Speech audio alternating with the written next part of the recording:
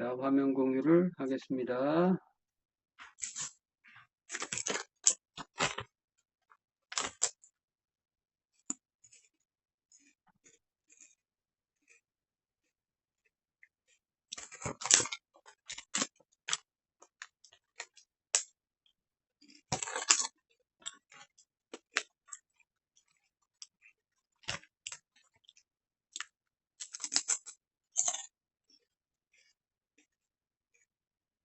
잠깐만, 화면이 잘 안 보이네요.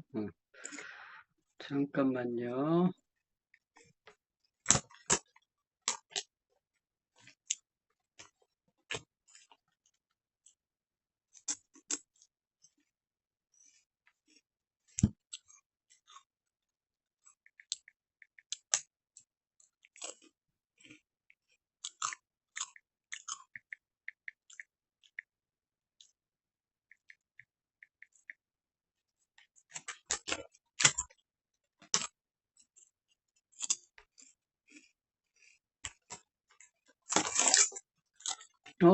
안 보이네요. 잠깐만요. 왜 이러지? 잠깐만요. 음,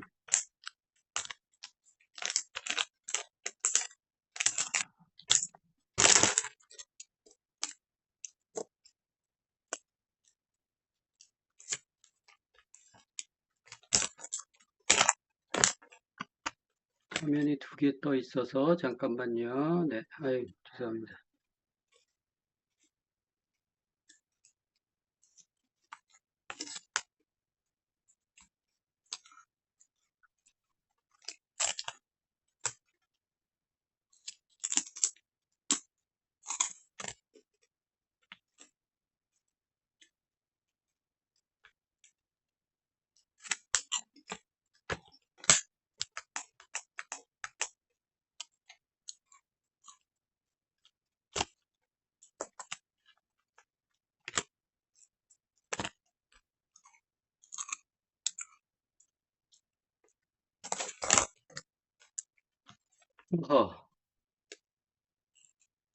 어, 네네. 네, 네, 나오시죠? 네. 죄송합니다. 자, 스페셜 무료 건강 특강이고요. 100세 시대 건강법, 또 약물 부작용에 대해서 공부하도록 하겠습니다. 네. 저를 처음 보는 분들도 아마 계실 수 있을 거예요. 그죠? 잠깐 앞부분 소개하고 진행하도록 하겠습니다. 네. 제 이름은 장영이고, 이런 책들을 썼습니다. 시크릿 건강 핸드북. 이 책으로 지금 오픈 건강 교실 10주 과정 진행하고 있고, 리셋 과정 4주, 그리고 이제, 어, 또 다른 부분 또 진행하고 있고요. 또 전자책 BSPS 몸과 삶을 바꾸는 기적, 크몽의 전자책 올라가 있고, 이것은 디톡스 관련해서 조금 세부적으로 디톡스를 어떻게 할 건가에 대한 책을 썼습니다. 그리고 건강을 살리는 인체 시스템의 비밀 5장 6부에 대한 책이죠. 그래서 이걸 가지고 건강 코칭 교실 지금 10주 과정을 진행하고 있습니다. 강의로 썼었던 것들을 책으로 내서 진행하고 있습니다. 네. 자, 그리고 이제 리치 바디라는 책을 또 준비하고 있어요. 이것은 우리가 건강 중요하다고 생각하죠. 근데 우리가 잘 살고 싶잖아요. 한 번뿐인 인생. 부자로도 살고 싶고, 근데 부자가 되려면 어떻게 해야 됩니까? 라고 물어봤을 때, 건강에 문제가 있으면 부자가 되기가 힘들어요. 그죠? 부자는 아무나 되는 게 아니잖아요. 감정적인 관리, 또 이성적인 관리, 또 건강 관리 이런 부분들이 뒷받침이 되어야 행동력이 따르잖아요. 이제 그런 부분들에 대해서 그래서 백만장자들, 억만장자들이 건강관리를 참 잘하는 사람들이에요. 그래서 그런 부분들을 공통점으로 해서 쓴 책입니다. 지금 오픈 건강교실 건강 리셋 과정을 4주 정도 진행했는데 4주의 과정이 인체 놀라운 비밀, 자연치유력, 그 다음에 잘못된 식생활, 음식과 영양소에 대해서 그리고 음식이 들어가서 장에서 흡수되는 과정, 피를 만들어내는 과정이 이제 3강이고 그리고 이제 디톡스 다이어트 살을 빼는 게 문제가 아니고 내 몸에 독이 없으면 내 몸에 내 혈액이 깨끗해지면 군살이 없어져요. 그죠? 그래서 그 하는 디톡스 방법에 대해서 기본적인 메커니즘에 대해서 설명을 드렸어요. 지난주에. 그리고 이제 이번 주에 오픈 강의 형태로 해서 건강 백세 시대와 약물 부작용 우리가 앞으로 어떻게 살아야 될 건가 또 약을 먹고 있는다면 어떤 마음 자세로 건강 관리를 해야 되는가에 대한 부분입니다. 네. 어, 자, 그러면 건강 백세 시대와 약물 부작용에 대해서 진도를 나가도록 하겠습니다. 그 책에 보면 8강이죠. 오픈 건강 교실, 저 건강 핸드북. 우리나라는 세계적인 의료 선진국이다. 병원도 시설이 잘 되어 있고 병원 이용률도 전 세계 1위다. 약물 복용량도 1위다. 그렇지만 한국인들의 발병률이 줄어들지 않고 있다는 점이 좀 특이하다라는 거예요. 왜냐하면 병원도 잘 운영을 해서 약도 많이 먹는데 왜 약 먹는 사람들이 줄지 않고 계속 늘어나는가?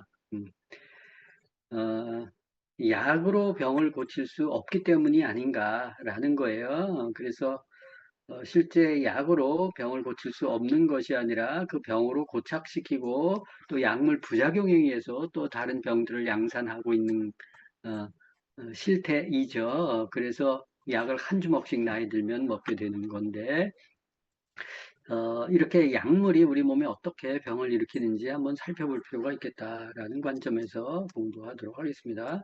자, 의료과실 약물 부작용 해서 우리 100세 시대, 뭐, 실제는 뭐, 지금 120세 시대 얘기 나오죠. 100세 시대가 도래하면, 기대 수명보다 건강 수명의 질이 화두로 떠오르고 있다라는 거예요. 기대 수명은 아시죠? 물리적으로 죽는 수명이에요. 병상에 누워서 있고도, 이렇게 생을 마감하는 수명이 기대 수명. 건강 수명은 그래도 건강하게 활동하면서 이렇게 살아갈 수 있는 수명이 건강 수명이에요. 거기 보면 2020년도 통계 보면 남자들, 여자들 남녀 평균 83.5세가 기대 수명이에요. 건강하게 살 수, 자기가 뭐 이렇게 밥이라도 차려서 먹고 행동 이렇게 움직이고 누구 도움 없이 움직이고 뭐 이제 이런 정도는 건강 수명이라고 보는데 그게 66.3세요. 갭이 17년 정도 되는 거예요.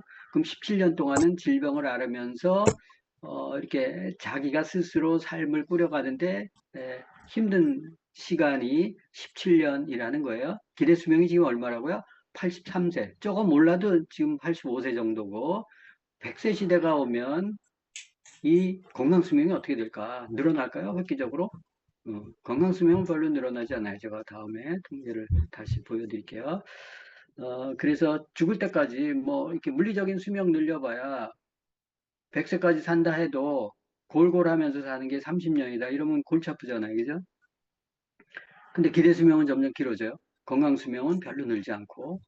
그러면 진짜 이렇게 진짜 뭐 문제가 되면 3, 40년 동안 병상에 누워서 그냥 고통스럽게 살다가 죽을 수 있어요. 그래서 그런 부분들이 건강관리가 정말 중요하다라는 거예요.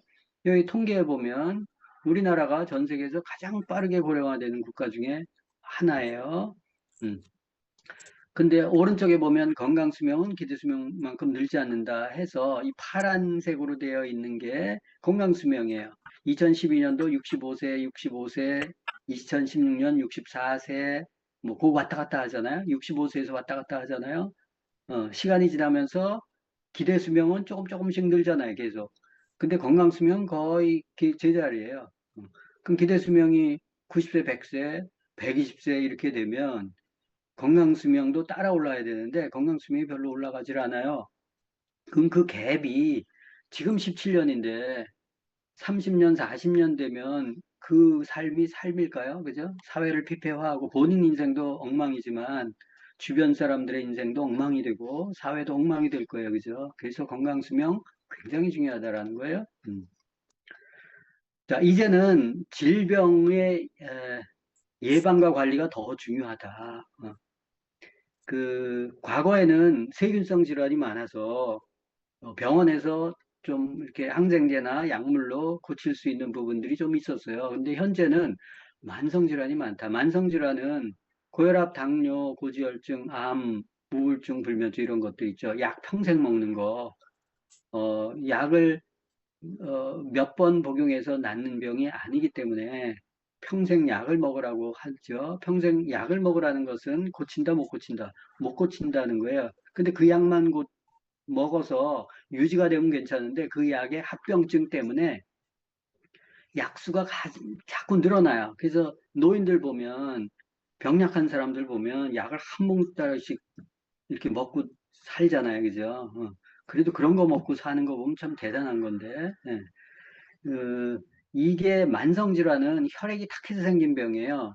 그 혈액을 깨끗하게 해주려고 놨는데 혈액을 깨끗하게 해주려면 식습관, 생활습관, 운동습관, 영양습관 이런 것들을 교정해 줘야 돼요. 근데 약을 먹으라고 하니까 약만 먹으라고 하면 안 되는 거예요. 그죠? 고칠 수가 없죠.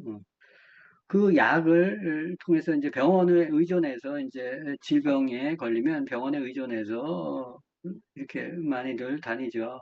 근데 미국에서 조사를 해봤더니 하루에 의료 과실로 죽는 사람이 무려 700명. 이게 2016년도 통계예요. 영국의 의학저널에 실렸던 내용들을 바탕으로 해서 쓴 건데 어, 전체 사망자의 9.5%가 의료 과실로 또 1위가 심장질환, 2위가 암인데 3위가 의료 과실인데 이 의료 과실을 들여다봤더니 뭐 부정적으로 의약품 잘못 쓴 거, 또 병원 내 감염해서 죽은 거, 또 약 처방 외에 의료진이 잘못 실수해서 또 불필요한 수술, 또 약 처방을 잘못해서 뭐 이런 순서대로 있는데 이게 정상적인 의료 사고로 레포트된 거에 근거해서 쓴 거예요. 근데 이제 통상적으로 보면 보통 이렇게 어, 수면 밑에 있는 것들, 수면 위에 드러난 것들은 5%, 많이 잡아야 뭐 10%, 20% 정도라고 얘기해요. 그러니까 이게 수면으로 떠오르는 정보거든요. 의료 사고로 등록된 정보. 그러니까 훨씬 더 많겠다라는 거예요. 그래서 사망자의 대부분이, 상당 부분이 이 약이나 뭐 의료 과실 때문에 죽는다라는 거예요. 근데 그거에 대해서 누가 뭐라 그러지 않죠. 우리나라 같은 경우는 2010년도에 한 4만 명 정도가 의료사고나 약물 부작용으로 사망했는데 이게 공식적으로 레포트 된 것들만이에요. 그냥 물밑으로 뭐 해서 어디 주사 맞다 죽었다. 또 약 먹고서 뭐 며칠 있다가 죽었다. 뭐 백신 통계, 뭐 백신 부작용으로 죽었다. 뭐 이런 거 통계 잘 안 잡히잖아요. 그죠? 이제 그런 거 감안하면 심각할 수 있다. 자, 그러면 약이 우리가 기본적으로 감기약 같은 거 많이 먹잖아요. 그죠? 감기약 먹는데 약물 부작용이 어떤 게 있을까 한번 한흥열 프로듀서.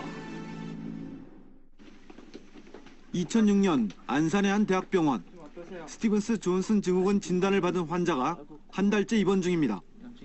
온몸에 염증 반응이 일어나 피부와 점막이 녹아내린 모습은 화재 현장에서 본 화상 환자와 비슷합니다. 거기다 이제 다 표피가 전신에 걸쳐서 그 표피가 물집이 생기고 이제 박리가 일어나는 고열이 생기고 그다음에 우리 몸에 있는 점막들에 염증이 생겨서 벗겨지고 하는 그런 병이죠. 스티븐스 존슨 증후군의 원인은 약으로 인한 부작용 등이 알려져 있습니다. 주장근 씨 역시 동네 병원에서 처방받은 감기약을 의심합니다. 불과 한 달 전만 해도 건강했던 31살 청년에게 닥친 불행. 감기를 치료하려고 먹었던 약이 생명을 위협하는 독이 되고 말았습니다. 황당하죠, 사실. 그리고 인생이 사실 확 바뀌어버린 거잖아요. 제 생활을 하다가. 그 약을 먹고 이렇게 되려고 사람은 누구나 아마 그런 생각 안 하고 약을 먹을 거 아닙니까. 그리고 또 그 약 먹을 때 부작용은 제가 그 부분에서 들은 것도 없고요. 지난 1년 반 동안 모든 고통을 홀로 감당해야 했다는 장근 씨. 양쪽 각막이 모두 벗겨졌던 눈은 이제 인공 눈물을 넣지 않으면 뜰 수조차 없습니다. 또 안과 선생님은 이 치료가 안 될 것 같다는 얘기를 하시니까 저희가 평생 이렇게 살 수는 없는 거 아닙니까? 뭔가를 하면서 저도 제 일을 하고 제 나름대로 이제 저를 개척해 나가야 되는데 그러지 못하니까는 굉장히 원망스럽죠. 근데 어디에 하소연할지는 모르겠어요. 당시 처방된 감기약은 모두 7가지입니다. 감기약들은 어떨까? 직접 구입해 확인해 봤습니다. 포장을 뜯고 설명서를 확인한 결과 스티븐스 존슨 증후군이 부작용으로 표시된 감기약들을 바로 찾을 수 있었습니다. 국내 매출 실적 1위의 종합 감기약도, 세계적으로 안정성을 인정받은 해열 진통제도, 심지어 어린이용 감기약도 예외는 아니었습니다. 이상돈 씨는 18년째 스티븐스 존슨 증후군을 앓고 있습니다. 병 때문에 이미 한쪽 눈을 실명한 데다 나머지 눈마저 점점 나빠지고 있어 언제 실명할지 모르는 상황입니다. 이분은 지금 아까 말씀드린 것처럼 오른쪽 눈은 실명 상태고 왼쪽이 혈관이 점점 자라들어가는 상황이기 때문에 저희 입장에서는 소위 결사적으로 치료를 할 수밖에 없습니다. 당시 초등학교 4학년이었던 상돈 씨도 감기약이 병을 일으킨 원인으로 추정됩니다. 동네 병원에서 처방받은 감기약이 아들의 인생을 망쳤다는 생각에 어머니는 18년이 지난 지금도 아들의 감기약 성분이 적힌 종이를 버리지 못하고 있었습니다. 알고 싶었거든요. 마음이 상당히 아픈데요.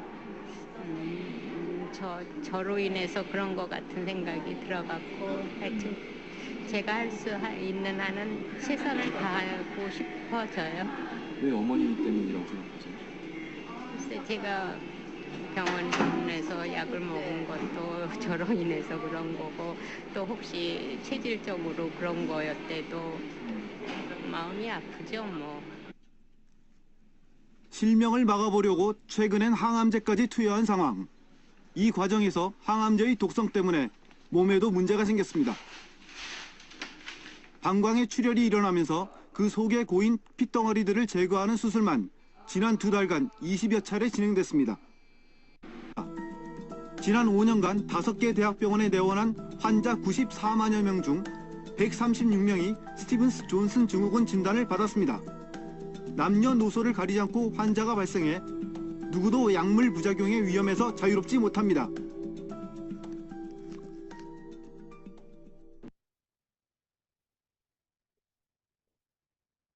자, 감기약은 뭐 많이들 먹잖아요. 그죠?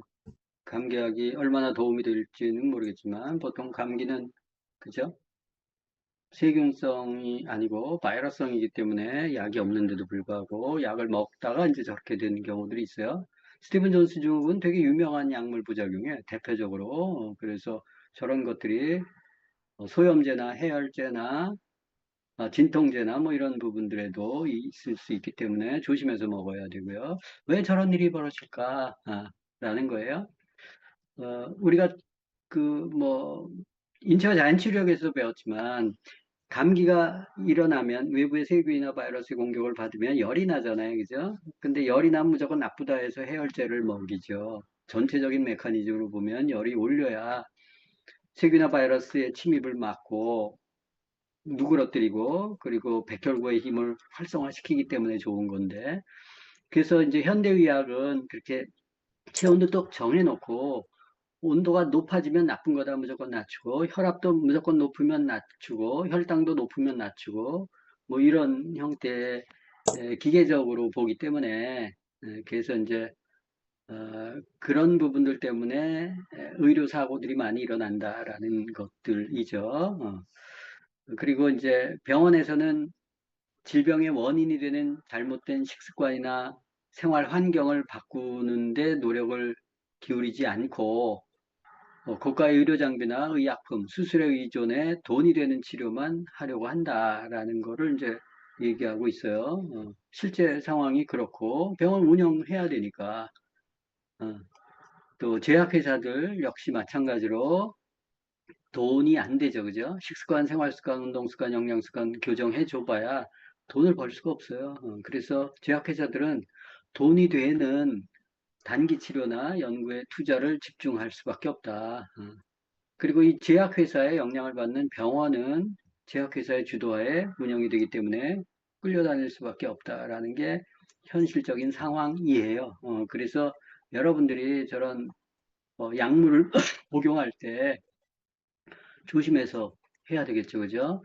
자, 그러면 진짜 제약회사가 그래? 예. 이거는 이제 405월 프로 밑에 보면 스라이브라는 미국 다큐멘터리 영화의 일부를 캡처해서 제가 보여드리는 건데요. 영상 한번 보도록 하겠습니다. 누가 교육과 의학을 지배하는가? 네. Again, it was the Rockefellers who created the National Education Association with help from the Carnegie Foundation and later from the Ford Foundation. What the captains of industry wanted from our schools was an obedient and docile workforce who would be manageable employees and eager consumers. Schools are to establish fixed habits of response to authority. That's why it takes 12 years. You're to respond reflexively when anyone in a position of authority tells you what to do.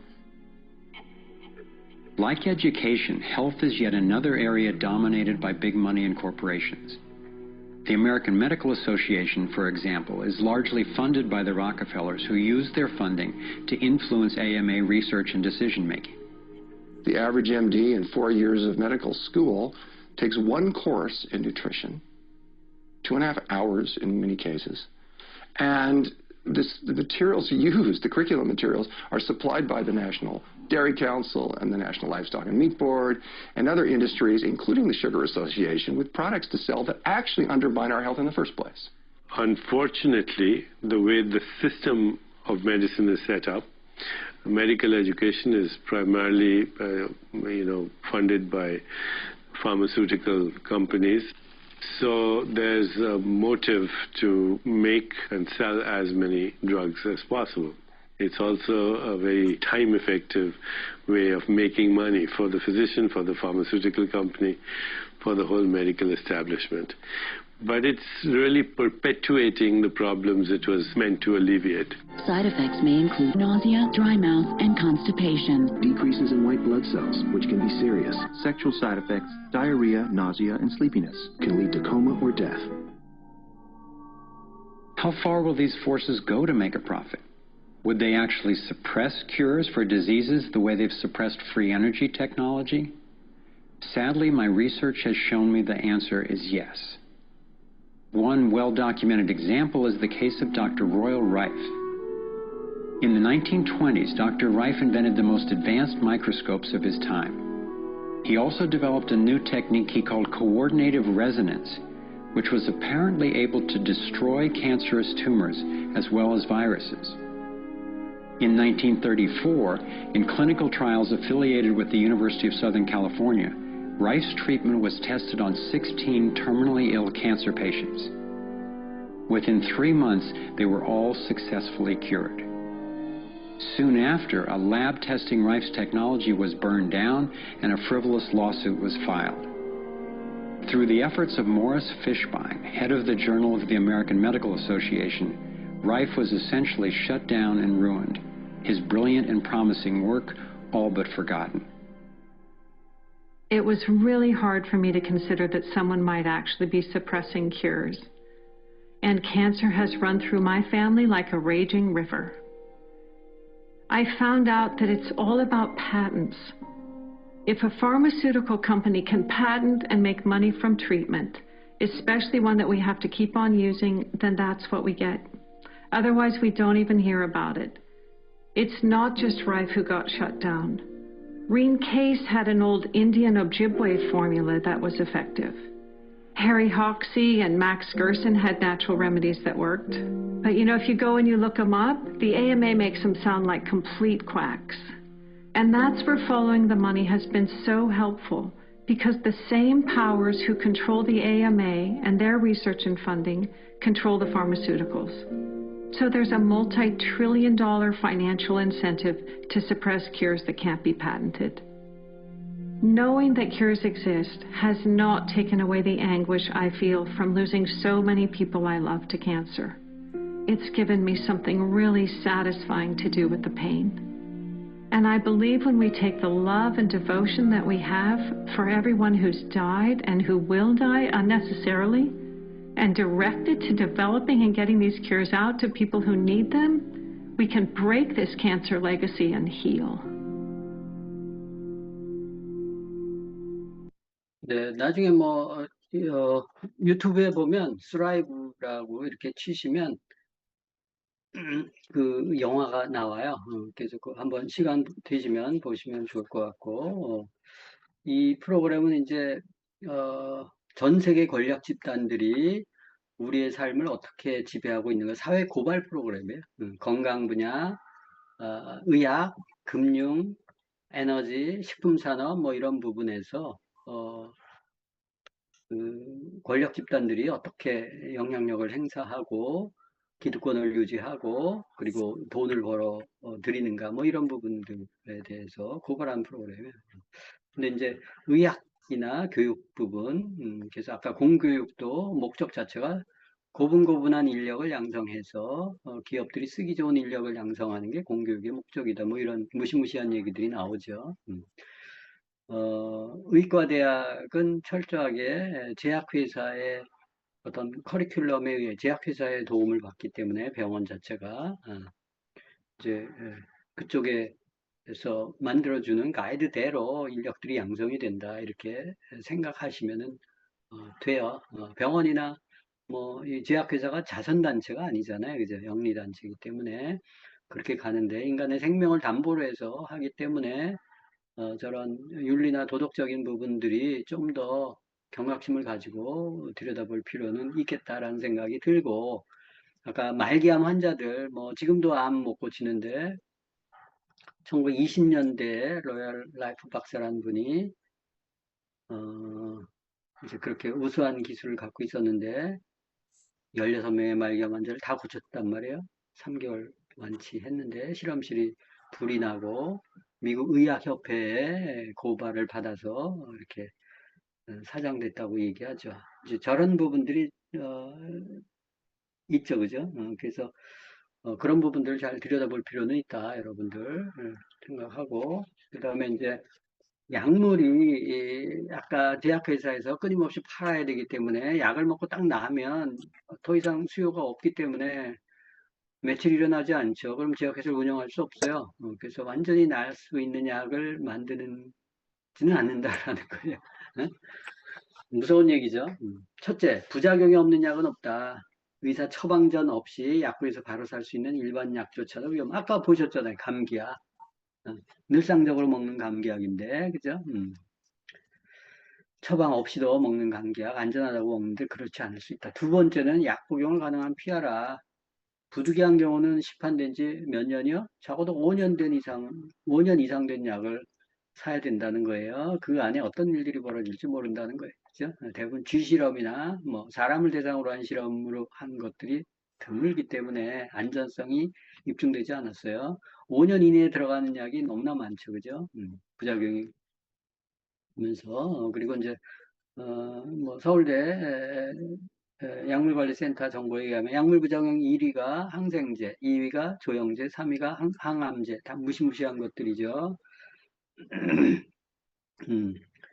원래는 항암제가 제일 강력하겠죠, 그죠?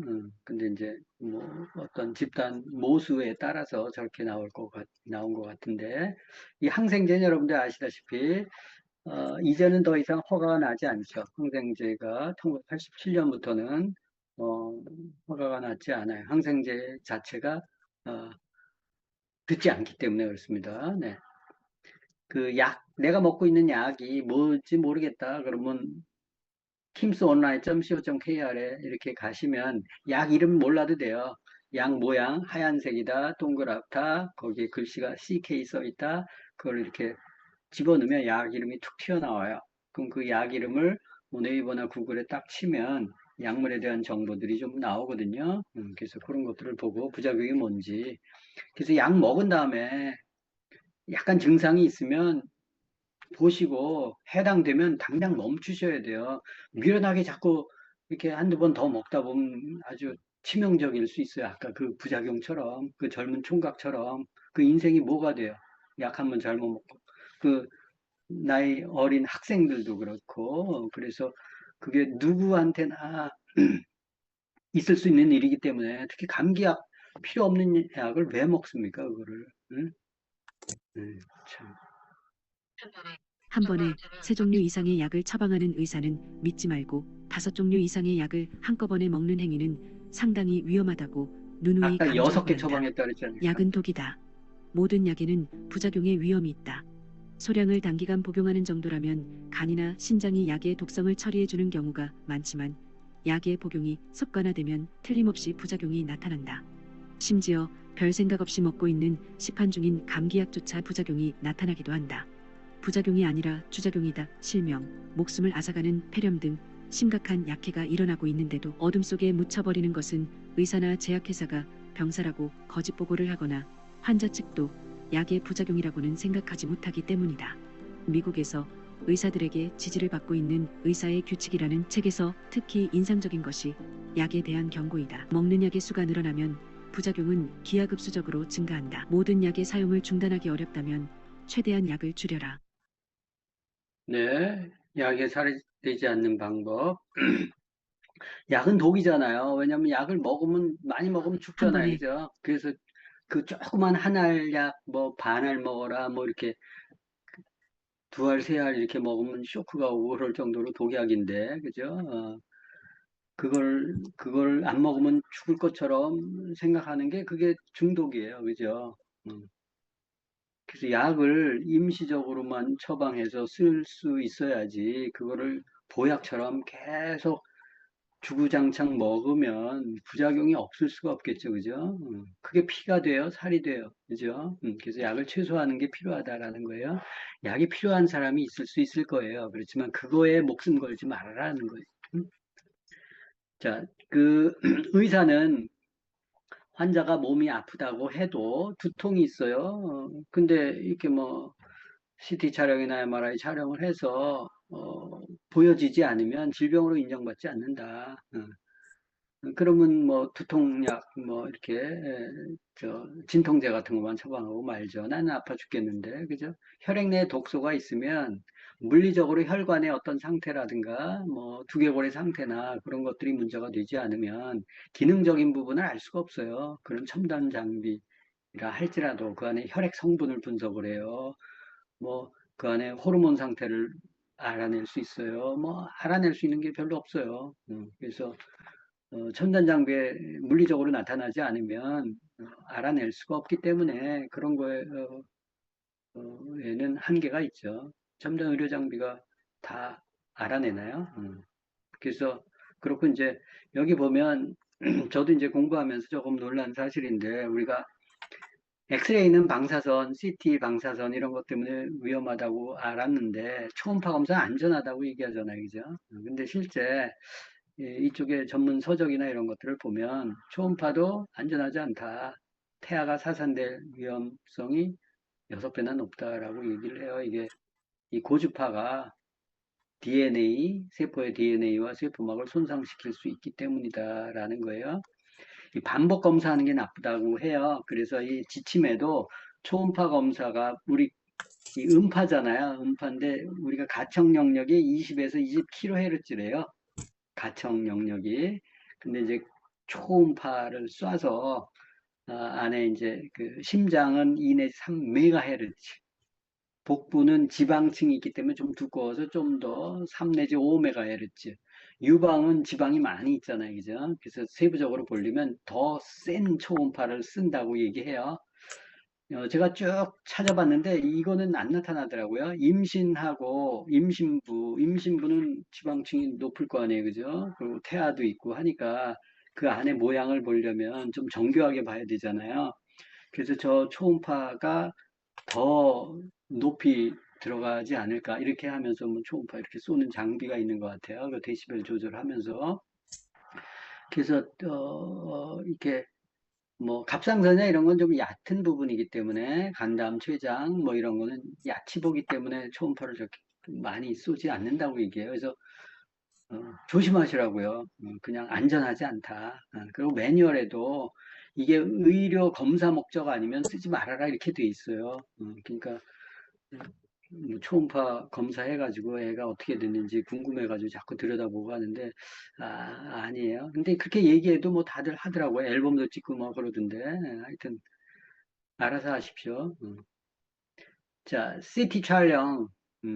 엑스레이에 피폭되면 우리 DNA에 기억이 되고 밀양이라도 노출되면 돌연변이를 유발한다. 그래서 특히 엑스레이가 생식기, 자궁 유방, 남자 전립선 뭐 이런 쪽에 특히 여자들은 유방의 유선에 특히 민감하기 때문에 원래는 그 부분을 찍지 않으면 납판으로 이렇게 보호를 해야 되지만 관리하기가 쉽지 않기 때문에 거의 전무하다. 그리고 이제 CT 촬영은 엑스레이 한 방보다 훨씬 더 20배 정밀한 영상을 제공하기 때문에 방사선량이 엑스레이에 비해서 수백 배나 많다라는 거예요. 피폭당하는 거예요. 방사선 피폭. 그래서 전신 촬영을 한번 한다. 그러면 방사선 피폭량이 히로시마 원폭2 할 때 노출돼서 생존한 피폭자들의 양과 비슷할 정도니까 엄청난 거죠. 그죠? 그래서 그리고 이제 또 잘 나오라고 이렇게 중금속 들어가 있는 조영제를 먹이죠. 그래서 백내장 갑상선 기능 저하, 암, 뇌졸중의 주 원인이 조영제 아까 부작용, 항생제, 조영제, 항암제 있었잖아요. 그죠? 저런 부작용도 무시할 수 없다. 저거 먹으면 다 빠져나간다 그러는데 변비 있는 사람들이 안 빠져나가요. 저거 막혀가지고. 그래서 조심하실 필요가 있어요. 저걸 촬영하는 이유가 있을 거 아니야. 촬영해서 뭘 보려고. 그죠? 혹 보려고 하는 거지. 그죠? 그 혹이 암인지 아닌지도 모르면서. 네. 자, MRI는 핵 자기공명 영상인데 그냥 자기공명 영상이라고 부르죠. 핵 그러면 사람들이 뭐 원자, 뭐 폭탄 뭐 이런 거 연상하기 때문에 MRI는 방사선을 쏘는 게 아니고 자기장을 쏴요. 그래서 우리 세포 내에 물이 있잖아요. 물 안에 수소가 있거든요. 수소 원자핵이 이 고주파를 방출하는 뭐 이렇게 하면은 이렇게 물하고 세포하고 이렇게 분리가 된대요. 그럼 좀 진하게 나오기 때문에 영상이 그래서 그 원리로 이제 MRI를 하는데 이게 그래서 뭐 쇠붙이 달고 들어가면은 안 되잖아요. 그죠? MRI 찍다가 이렇게 죽는 사고도 있고 하던데 그래서 MRI도 위험하다라는 거예요. 이걸 통해서 뭐 부분적으로 깊게 촬영해서 해상도가 뛰어나가지고 저걸 촬영하는데 꼭 필요하지 않으면 굳이 할 이유는 없겠죠, 그죠? 그런 부분들 그 세밀한 검사 보니까 보통 한 5cm 정도 아주 집중적인 부분에서 국부적으로 자세히 보는데 도움이 되기 때문에 MRI를 촬영하는데 그런 것들 감안하셔서 여러분들이 MRI나 또 CT 찍는 거 좋아하는 사람들이 있어요. 그죠? 이해할 수가 없는데 몸에 얼마나 세포에 얼마나 큰 영향을 주는지를 알고 써야 돼요. 자, 영상 하나 보겠습니다. 네, 좀 더 정확한 몸 상태를 알고 싶은 마음에 비싼 건강검진 받으시는 분 많으시죠? 그런데 꼭 아셔야 될 게 있습니다. 값비싼 검진일수록 검사를 많이 하게 되고 이에 따라 노출되는 방사선량도 많아진다는 겁니다. 박수정 기자가 취재했습니다. 국가에서 무료로 해주는 기본 건강검진은 국민 대부분 받을 수 있습니다. 하지만 이걸로는 뭔가 부족한 것 같아 추가로 돈을 내고 개인 검진을 받는 사람이 적지 않습니다. 좀 동네보다 아무래도 좀 뭐 마음도 놓이고 뭐 기계가 뭐 없는 게 있어가지고 뭐 그런 얘기를 하더라고요 애들이. 꽤 뭐 시설이 나니까는. CT나 엑스레이 촬영 과정에서 방사선이 나온다는 건 알지만 크게 의식하지는 않습니다. 딱 검사를 하고 나서 괜찮다 하면은 그 다음 날부터 안 아픈 것 같아요, 심리적으로. 근데 그게 방사선 그런 걱정이 돼요. 근데 안 할 수가 없잖아요. 실제로 건강검진에서 방사능에 얼마나 노출될까? 기본 검진은 피폭량 1mSv 이하지만 비싼 암검진이 포함된 정밀검사일수록 피폭량은 무섭게 늘어납니다. 이른바 빅5, 대형 병원 5곳의 검진 프로그램을 살펴봤습니다. 흉부나 복부, 골반, CT 등이 포함된 수백만 원짜리 프리미엄 검진은 추가 항목을 빼더라도 모두 방사선 피폭량이 11mSv 이상입니다. 1,000만 원대에 이르기도 하는 아산병원의 프리미엄 멤버십 프로그램은 무려 32mSv가 넘습니다. 자연 방사선 외에 일반인이 추가로 쪼여도 되는 방사선량은 1년에 1mSv. 그러니까 건강검진 한 번으로 피폭 허용량의 최대 32배까지 방사선을 맞게 되는 겁니다. 멀쩡한 사람이 검진 때문에 오히려 암 발병률이 높아지는 결과를 낳을 수도 있다는 지적입니다. 폐암 검진을 했는데 폐암으로 인한 사망이 줄어든다라고 하는 근거가 아직은 부족합니다. 위험이 높아져 있는 분들 또 어떤 생활 습관이든 가족력이든 아니면 다른 그런 분들 등등의 구체적인 적용 내지는 필요한 사람들의 한정해서 공고를 할 수 있도록. 문제는 건강검진과 관련해서는 어느 정도까지 방사능에 노출돼도 괜찮은지 기준도 없고 규제도 없다는 것입니다. 영국 같은 나라는 방사선 검사를 받는 환자에게 얼마나 피폭됐는지를 알려주도록 법제화돼 있습니다.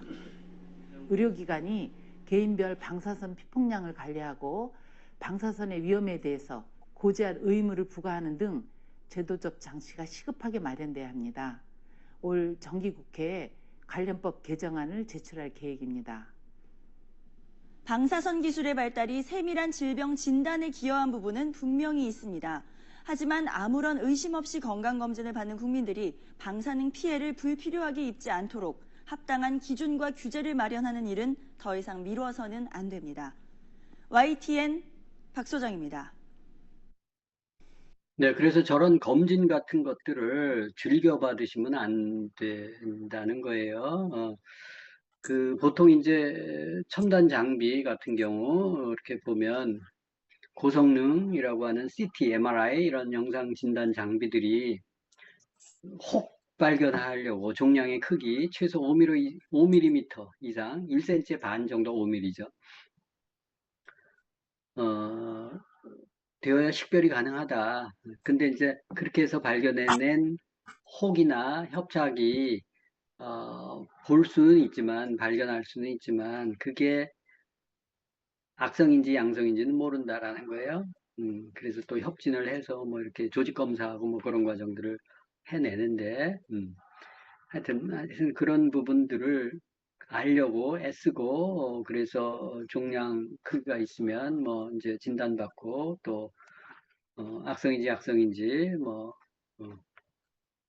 첨단 장비를 통해서 뭐 이게 암이다 아니다 이런 걸 금방 알아내는 것 같은데 실제 그렇지 못해요. 그래서 이게 경험에 의해서 이게 암이냐 아니냐 퍼지면 암이라고 그러고 그 안에서 자라면 착한 종양이라고 얘기하는데, 퍼질지 안 퍼질지는 어디에 좌우돼요? 환자의 면역력에 좌우돼요. 환자의 면역력을 의사가 알 수가 없어요. 대리지표로 뭐 이렇게 볼 수는 있겠지만 그 사람의 식습관, 생활습관, 영양습관 뭐 이런 부분들에 따라서 또 향후 상태에 따라서 달라지기 때문에 그거는 그냥 뭐 아니면 도 형태로 판정할 수밖에 없어요. 그래서 이제 그런 부분들 잘 공부하셔가지고 여러분들 그게 절대적인 기준이 아니라는 걸 여러분들 아시고, 그래서 암 진단하면 오진이 많은 이유가 저런 부분들 때문에 그래요. 혹 모양만 가지고 이게 착한 건지 아닌 건지 웃긴 표현이지만 판단하기 힘들어요. 실제 암 진단 환자의 44% 이상이 양성 종양으로 판명되곤 한다. 특히 유방암의 경우는 77%가 오진이었다라는 논문이 있을 정도다. 유방이 왜 그렇겠어요? 유방 기름이 많이 끼어 있잖아요. 그죠? 지방이 많기 때문에 그 지방을 뚫고 이렇게 상세하게 보기가 쉽지가 않아요. 이렇게 열어봐야 하는데, 열어봤더니 아니다. 뭐 이런 경우들이 많이 있단 말이에요. 특히 동양인 같은 경우. 우리가 유방에 뭐 이렇게 혹이나 이런 것들을 유방 촬영술이나 유방 조영술 해가지고 이렇게 촬영하잖아요. 그 방사선으로 이렇게 젖꼭지 쭉 늘려가지고 압착시켜가지고 가급적 이렇게 늘려서, 그래서 이렇게 찍어서 뭐 그 안에 석회가 있니 혹이 있니 뭐 이런 걸 발견하는 건데, 그 방사선 피폭이나 그런 과정 때문에 스위스에서는 촬영 못하게 해요. 병원에서. 또 캐나다, 이태리, 호주 뭐 주별로 일부 지역에서 금지를 시켜요. 근데 우리나라는 마음대로 하잖아요. 그죠? 그게 얼마나 유방 건강을 지키는 데 도움이 될지는 모르겠지만 하여튼 부작용이 심할 수 있기 때문에 그런 나라에서는 그걸 하지 못하게 하죠. 감안하셔서 여러분들이 그런 시술을 받기 그런 검진을 받으시고요. 조기 검진은 오히려 악성 종양을 찾아내지 못하고 양성을 악성으로 판단해서 불필요한 절제술만 급증시켰다. 그래서 암이 아닌데도 암으로 판정해서 미리 떼어내고 뭐 이런 일들이 벌어질 수 있다는 거예요. 암이 왜 생긴다고요? 세포의 변형이고 세포의 변형은 뭐 때문에 생긴다고요? 혈액 때문에 생기는 거예요. 혈액이 세포에 오염을 시키면 오염된 혈액이 세포의 기능들을 혼란시키면서 비정상적인 형태로 분화해 갈 때 암이 생기는 거죠. 암이나 종양 같은 것들이 피를 고쳐야 돼요. 피를 고치지 않고 수술해서 도려낸다고 되는 게 아니에요. 그래서 도려낸 다음에 하는 말이 뭐예요? 식습관이나 생활습관이나 이런 거 고쳐라 라고 얘기하잖아요. 고치면 살고 고치지 않으면 재발되는 거예요. 똑같이. 그래서 어떤 의사는 현대의학은 악성종양만 치료할 수 있지, 양성종양만 치료할 수 있지, 악성종양은 전혀 치료하지 못한다라고 단정한다. 암에 걸렸다고 수술, 항암, 방사선 치료를 하면 면역체계가 완전 파괴되어 100% 재발한다고 주장할 정도다. 그래서 암 치료에서 살아났다. 그게 악성종양이 아니고 양성종양을 이렇게 했을 가능성이 크다라고 얘기해요. 이 의사는. 자, 그러면, 그리고 이제, 우리 장비 중에서 PET CT라고 있어요. PET CT. 이것은 방사선에 조형물질을 투입해가지고 CT 하는데, 그거는 우리 엑스레이 찍는 거 있죠. 그거 200배의 방사선이 노출이 되거든요. 비싸죠. 가격이 100에서 200만 원 정도 하는데, 자세히 나온다고 그거 좋아하는 사람들이 있어요. 그거 함부로 찍는 거 아니에요. 여러분들 아까 보셨잖아요. 비싼 건강검진이 오히려 사람을 잡을 수 있고, 그거로 해서 들여다봤는데, 그거로 인해서 병을 예방하거나 치료하는데 도움이 된다면 목숨 걸고 할 수 있지만, 그런 걸 담보로 할 만큼 하지 않은 부분들은 여러분들이 고려하셔서, 하지 않으시는 게 좋겠죠. 그죠? 판단은 본인이 잘 하셔야 되겠죠. 자, 우리가 조기건강검진 많이 하죠. 하는데 보면 한국은 전 세계에서 가장 많이 건강검진 받도록 제도하고 적극적으로 장려하는 나라다. 건강검진은 비급여 항목이에요. 의료 수가가 우리는 낮죠. 그래서 병원 운영 수익의 상당한 비중을 차지하는 게 건강검진이다라는 거예요. 또 우리는 고가 의료 장비들이 많아요. 그래서 이 장비 구입비를 충당하기 위해서도 검사를 좀 할 수밖에 없는 구조다. 이렇게 의사들이 일단 얘기를 해요. 그래서 병원에서도 조기건강검진 끊임없이 권유하고 조기검진을 하게 되면 조금만 종양 같은 경우도 미리 발견해서 생존율을 올릴 수 있기 때문이다 라고 얘기하죠. 그게 환자들한테 얼마나 도움이 될까 그건 모르겠어요. 일기 또는 뭐 생기지도 않았는데 암으로 발전할지 모르니까 일단 수술하고 보자. 그래서 항암 치료도 병행하고 이런 경우들이 아주 많다라는 거예요. 건강검진의 불편한 진실 영상 하나 보겠습니다. 네, 안녕하세요. 저는 한림대학교 성심병원 류마티스 내과 김현아라고 합니다. 30년 이상을 임상 현장에서 환자분들을 진료하고 현대의료의 발전에 따라서 이제 많은 일들을 목격을 했고 현대의료가 참 사람들에게 많은 혜택을 주고 있습니다. 초중반에 환자들을 이렇게 보니까 이 앞에 이렇게 칼자국이 이렇게 가로로 생겨서 오시는 분이 점점 많아지는 거예요. 갑상선 암에 걸려서 갑상선을 띄었다고 말씀하시는 거예요. 근데 그런 분이 너무 많아져요. 한 분, 두 분이 아니라 너무 많아지는 거예요. 우리나라에서 무슨 원자폭탄이 터진 것도 아니고 방사선 누출 사고가 일어난 것도 아닌데 왜 갑자기 갑상선 암이 늘어날까? 그것도 이제 원인을 파고들어 보니까 건강검진에서 갑상선에 초음파를 댄 다음부터 이렇게 많아졌습니다. 이제 갑상선암은 그냥 환자가 죽을 때까지 같이 그냥 가다가 같이 죽는다. 조용히 있는 암이라고 저는 그렇게 배웠었거든요. 건강검진 할 때 갑상선 초음파 이렇게 하거든요. 이제 약간 이상 음영이 있는 부분이 보입니다. 그러면은 침으로 찔러서 이제 세포를 뽑아봐요. 근데 여기서 암이 나왔다. 이런 거 있다고 하면 그냥 저 그냥 두고 볼게요. 이럴 사람 없습니다. 다 뛰어야죠. 저도 가지고 있을지도 몰라요. 저는 갑상선 초음파 안 합니다. 알고 싶지 않아요. 이거는 얘가 그냥 있더라도 그냥 조용히 저하고 같이 그냥 늙었으면 좋겠어요. 그 의사라는 사람들은 환자분들이 문제를 찾아서 해결해 주려고 거기에 앉아있는 사람들이에요. 조기 암이 있는지를 좀 빨리 알고 싶습니다. 그런 거 다 찾아야 하는 사람들이에요. 그러다 보니 이게 건강검진에서 좀 암을 좀 빨리 찾겠다 하면 많이 찾을 수밖에 없어요. 과잉 진료를 유도해서 돈을 많이 벌겠다. 이게 전부가 절대로 아닙니다. 보시면은 이렇게 발병은 굉장히 많이 되는데 사망률하고 그리고 이제 전이로 발견되는 확률은 그 긴 세월 40여 년 동안 똑같아요. 높지가 않죠. 전이율이 한 2% 정도 되는데 발견된 이 많은 암들은 어쩌면 그냥 조용히 있었을 가능성이 있는데 발견해서 수술을 한 게 어쩌면 과잉이었을 수 있다는 그런 걸 보여주는 데이터거든요. 아무리 이제 치료 기법이 발전했어도 발병이 이렇게 늘어나면 사망률도 조금은 늘게 돼 있어요. 그리고 전이율도 조금은 더 늘게 되고 이게 자연스러운 데이터인데 이게 모두 플랫하다는 거는 똑같다는 거는 상당히 많은 부분은 알 필요가 없던 발견할 필요가 없었던 암이었지 않나. 이제 건강검진을 해서 많이 이제 과잉 진단이 되고 있다고 의심되는 암이 또 하나가 있는데 이제 전립선 암이거든요. 전립선 암도 데이터가 비슷합니다. 이제 발생은 이렇게 많은데 전이율이나 사망률은 오히려 좀 감소하는 경향이 있죠. PSA라고 하는 혈액 검사를 하면서 이제 전립선 암도 굉장히 많이 발견했고 이 외에도 유방암이나 신장암은 건강검진을 해서 과잉 진단이 되고 있다는 것을 의심하는 그런 4가지 종류의 암들입니다. 그러면 건강검진 하지 말라는 거야? 이거는 제가 모든 분들한테 하지 마세요 이 말을 제가 못해요. 다만 저는 안 합니다. 검사가 너무 많아요. 그래서 이걸 내가 여기에 다 검사를 당하고 나면 내가 여러 가지 병을 얻게 될 것 같아요. 그러니까 최소한의 직장 검진은 그냥 과태료 안 내려고 하는 정도인데 저는 그렇다는 거지 저와는 생각과 철학이 다르신 분들한테 건강검진 하지 마세요. 이 말은 또 못합니다. 그러나 이런 얘기를 하는 사람들이 많지는 않은 것 같아요. 자, 영상 보셨죠? 건강검진에 대해서 다 하라고 장려하지, 하지 말라고 하는 의사가 없죠. 그죠?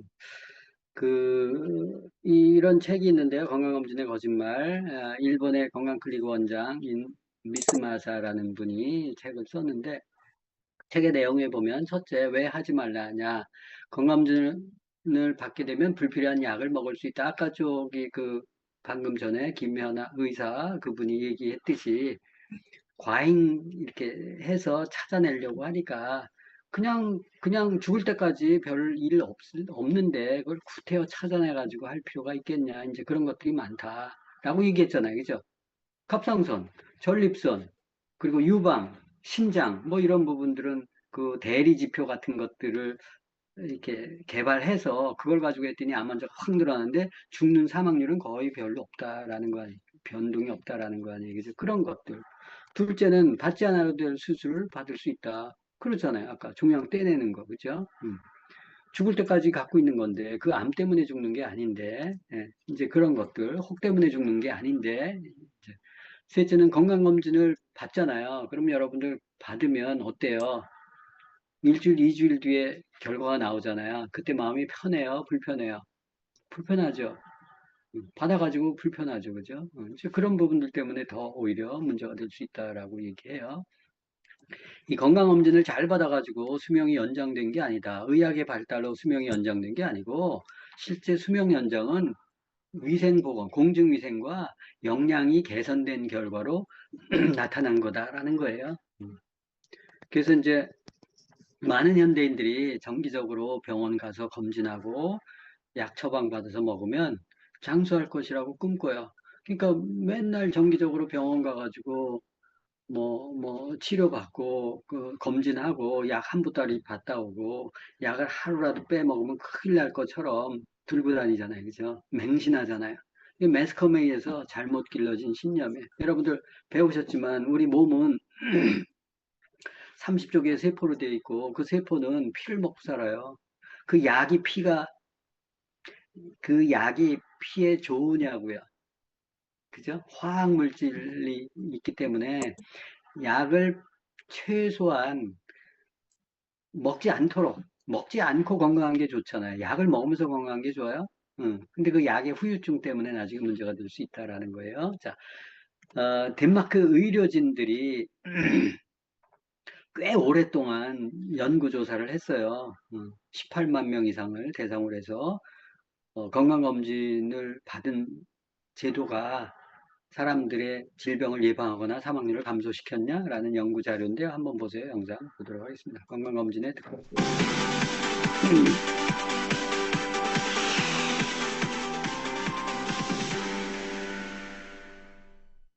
네, 직장인이라면 1년에 한 번은 꼭 하게 되는 건강검진. 여러분은 이 건강검진의 필요성에 대해서 혹시 의심해 본 적 없으신지요? 건강한 사람도 반드시 정기검진을 받는 게 좋을까요? 아니면 아닐까요? 질병을 예방하는 최선의 방법, 뉴스지에서 생각해 봤습니다.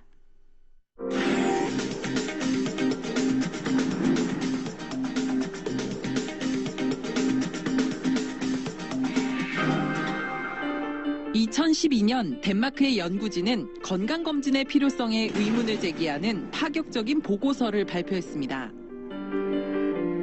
연구진은 1947년부터 2010년까지 발표된 연구 결과와 함께 18만 3천 명가량의 건강검진 데이터를 분석했습니다. 그 결과 건강검진이 질병을 예방하거나 사망률을 감소시킨다는 그 어떤 증거도 없다고 밝혔습니다. 건강검진을 받은 사람과 받지 않은 사람은 9년간 사망률에서 아무 차이가 없었고 건강검진이 암이나 심장병으로 인한 사망률도 감소시키지 못했습니다. 특히 연구진은 건강한 사람들이 받는 건강검진은 득보다 실이 훨씬 크다고 경고합니다. 건강한 사람의 경우 건강검진으로 인해 과잉 진단과 불필요한 치료를 받을 확률이 컸기 때문입니다.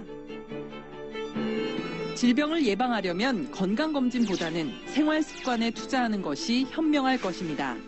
이를 입증해주는 실험이 있습니다. 지금으로부터 35년 전인 1979년, 영국의 성인 남성 2,500명이 거대한 실험에 참가했습니다. 이들에겐 살아가면서 쭉 지켜야 할 5가지의 생활 규칙이 제시됐습니다. 잘 먹기, 운동하기, 체중 줄이기, 금연하기, 금주하거나 적당하게 마시기였죠. 과연 2,500명 중 끝까지 이 규칙을 지킨 사람은 몇 명이었을까요? 실험 30년째 되던 2009년 연구진은 중간평가를 했습니다. 2,500명 중 125명은 5가지 규칙 중 단 한 개도 따르지 않았습니다. 30년 동안 5가지 규칙을 모두 지킨 실험 참가자는 단 1%, 2,500명 중 25명 뿐이었습니다.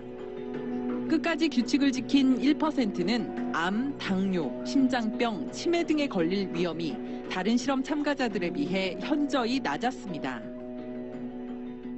5가지의 생활 규칙 중 4개나 5가지를 실천하면 당뇨병의 위험은 73%, 심혈관 질환은 54%, 총 사망 위험은 60%가 낮아졌습니다.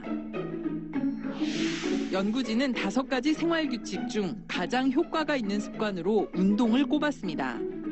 연구진이 실험 참가자들에게 실천하라고 요구했던 매일 3km를 걷거나 15km 이상 자전거를 타는 습관이었는데요.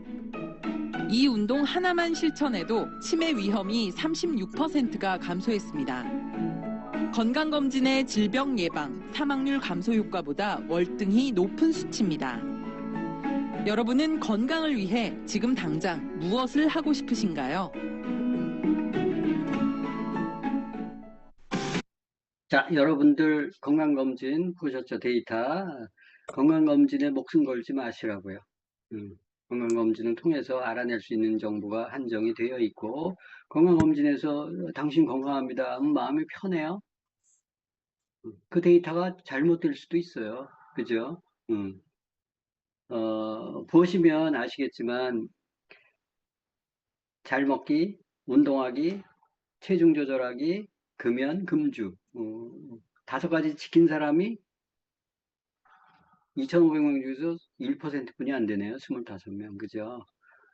차라리 그 생활 습관, 식습관 이런 것들을 교정하는데 더 집중하는 게 훨씬 더 삶의 질이 좋을 수 있어요.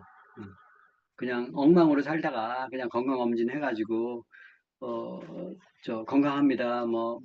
정상입니다. 그러면 호호해해 할 게 아니라는 거예요. 그거 위에 우리가 건강 지표로 볼 수 있는 게 제한적이에요. 물론 좋게 나오면 좋겠죠. 그렇지만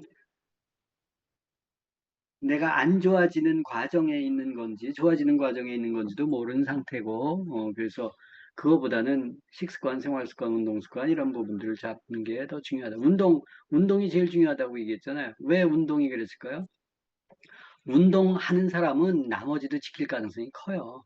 운동 안 하면 그것조차 더 힘들기 때문에 그랬던 것 같아요. 그래서 여러분들 운동을 꾸준히 하는 게 정말 중요하죠. 운동 쉽지 않잖아요. 그죠? 시간 난다고 하는 거 아니잖아요. 그죠?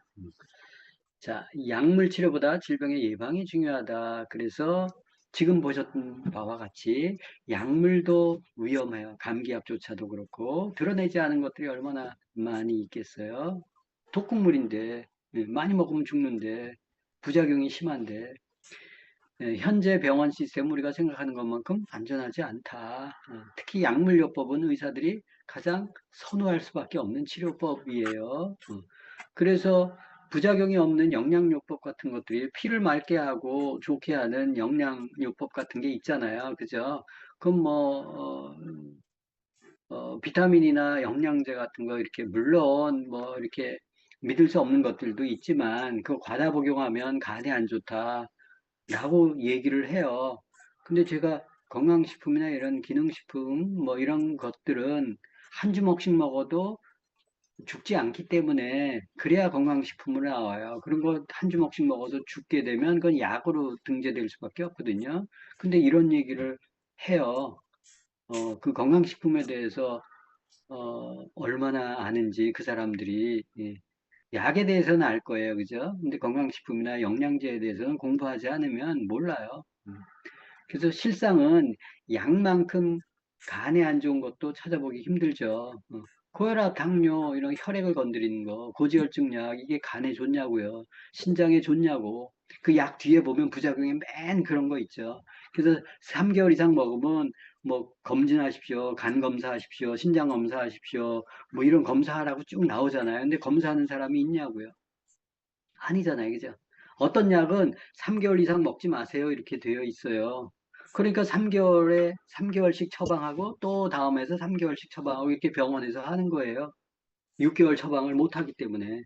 근데 연이어서 먹어도 마찬가지 아니겠어요? 그죠? 그래서 그런 부분들을 여러분들 약물이 그만큼 간에 해독이 안 되기 때문에 간의 해독력을 떨어뜨리고 하기 때문에 좋지 않죠. 그죠? 재수 없으면 아까 부작용처럼 드러나는 거예요. 그죠? 여러 가지. 예.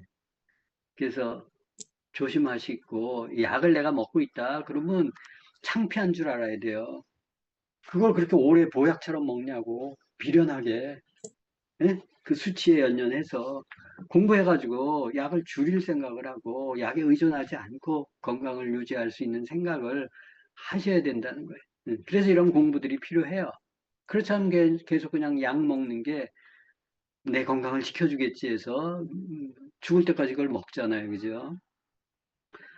특히 이제 영양제, 식물, 농축물 이런 것들은 특허를 받을 수가 없어요. 천연물들은 특허가 안 나와요. 그 원가가 비싸죠. 독점 생산하기도 힘들고. 그래서 병원과 제약회사는 수지 타산이 안 맞아요. 그래서 천연물로 만들 수가 없어요. 거기는 변형을 시켜야 돼요. 그래서 병원에서 처방되는 약물 같은 경우 특허받는 것들은 없는 거, 지구상에 없는 뭔가를 넣어서 이렇게 약효를 입증해야 돼요. 그 화학물질에 기반할 수밖에 없고 이런 약물은 효과가 지속적이지 못하고 부작용에 주의할 필요가 있다라는 거예요. 그래서 혈압약, 혈당약 중간중간에 바꿔주잖아요. 그죠? 처음에 효과가 있어요. 근데 내성이 생겨서 약효가 듣지 않아요. 그래서 약물 바꾸고 하는 거 아니겠어요? 그죠? 약을 더 추가하거나 용량을 늘리거나 이러죠. 나중에 한 보따리 약을 먹잖아요. 그죠? 그거 안 먹으면 큰일 나는 줄 알고 밥 한 끼는 굶어도 그거 먹어야 된다면서요. 그죠? 그렇게 세뇌가 돼가지고 그게 자기 생명을 앗아가는 줄 모르고 라는 거예요.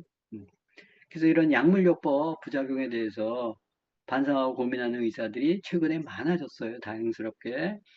그래서 대체의학, 또 자연의학, 기능의학 이런 것들이 부각되고 있어서 참으로 정말 다행스럽고 유튜브를 통해서 또 그런 정보들이 좀 이렇게 많이 하니까 아마 좀 이렇게 자극을 받는 것 같아요. 그래서 다행인데 그래도 극소수예요. 그런 분들이. 그래서 이분들은 식습관, 생활습관, 스트레스 관리, 운동 습관, 생활 습관 이런 교정에 신경을 많이 쓰세요. 근데 저런 거를 신경 쓰면 사실은 돈을 벌지 못할 거예요, 저분들은.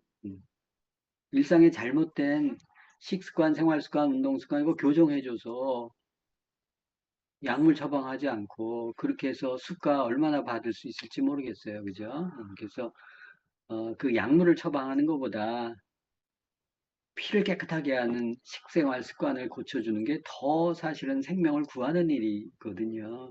그러니까 저런 분들 참 존중해 줘야 되고 여러분들이 귀하게 생각하셔야 돼요. 그래서 이런 대체의학이나 자연의학, 기능의학 이런 쪽에 공부하시고 또 알려주시는 분들을 좀 많아져야죠, 그죠? 그래서 질병의 근본 원인이 뭔지 또 그 메커니즘이 뭔지 찾아서 인체 스스로 치유할 수 있도록 도와주는 게 정말 필요하다. 그거를 못하기 때문에 저 같은 사람들이 이렇게 책을 쓰고 공부하고 또 이렇게 알려주고 하는 이유 중에 하나예요.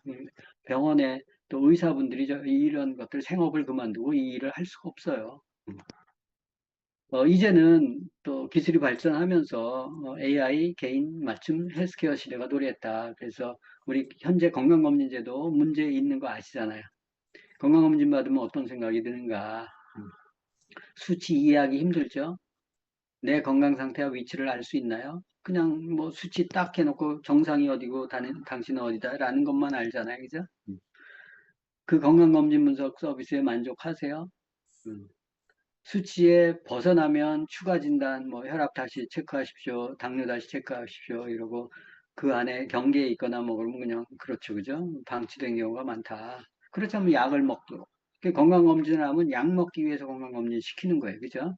그 본말이 전도된 거죠.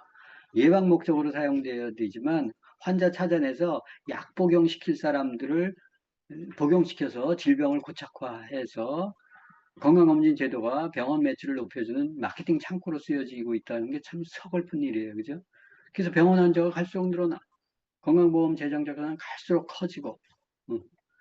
그래서 지금 오래 살되 건강하게 사는 게 중요하다. 오래 사는 게 중요한 게 아니고 건강하게 살아야지. 시체처럼 병상에 누워가지고 그렇게 사냐고요. 그죠?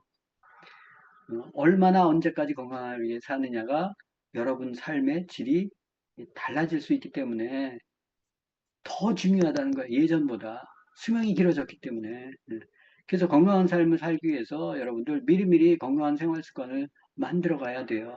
그러지 않으면 여러분들로 인해서 그 가족이 희생당하고 그 사회가 문제가 될 수 있어요.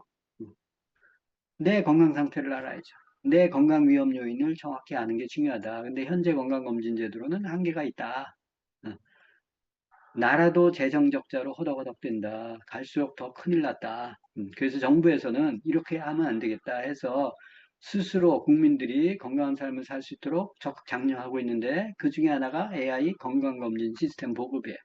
그래서 지금 식품의약품안정처에서 식약처에서 뭐 빅데이터 기반 건강식품 섭취 구축 뭐 이런 국책 연구 과제 뭐 금액이 꽤 되던데 이제 그런 것들을 줘서 이제 기업들을 연구시키고 있어요. 그 중에 한 회사가 로그미라는 회사인데 이 회사는 개인 맞춤형 AI 헬스케어 플랫폼 기업이에요.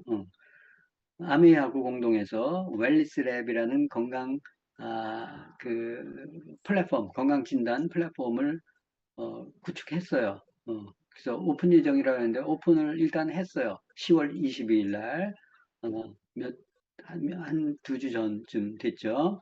정식적으로는 이제 일반인들에게는 2020 내년 1월 6일 날 출시가 돼요. 근데 이제 여기 내용들이 꽤 괜찮아요. 지금 건강검진하고는 차원이 틀리게. 이게 이제 뭐 1000억 규모의 국책 연구 사업, 뭐 그런 프로젝트를 기반으로 해서 그 연구 결과들을 이 데이터베이스에 넣어서 진행한 건데 17억 빅데이터, 그리고 세계적으로 유명한 연구 모델 같은 것들을 장착시켜서 AI 알고리즘으로 분석을 해줘요. 그래서 이렇게 식품 데이터, 영양소 데이터, 그리고 인체 건강 데이터, 또 생활습관 데이터 이런 것들을 망라해서 내 건강 데이터를 넣으면 이런 DB를 끌고 와가지고 현재 건강 상태들을 뿌려줘요. 영상으로 잠깐 소개해드리면, 당신은 건강합니까?